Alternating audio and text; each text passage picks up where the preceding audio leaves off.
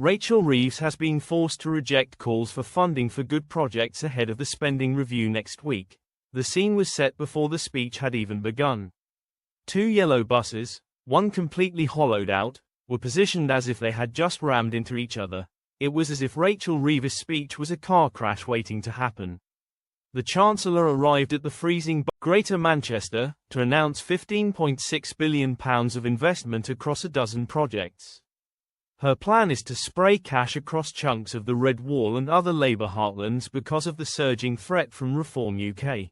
But assembled journalists watched on as Ms. Reeves copied and pasted announcements made by the previous Conservative government.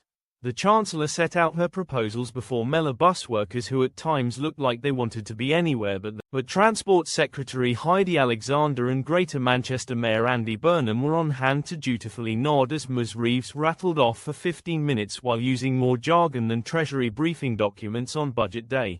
Her boost for regional infrastructure received 2 attempts at an applause.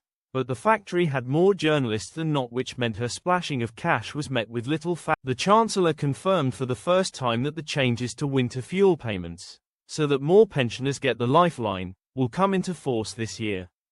In other words, pensioners will get the money this winter, and won't have to wait until next year. But those in the room were left with more questions on the issue, as we still don't know how many pensioners will be eligible.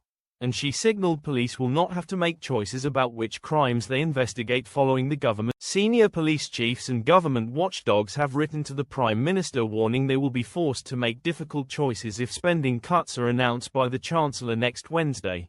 The thing that stuck out most: Ms. Reeves' constant refusal to rule out further tax hikes, particularly on wealthy people.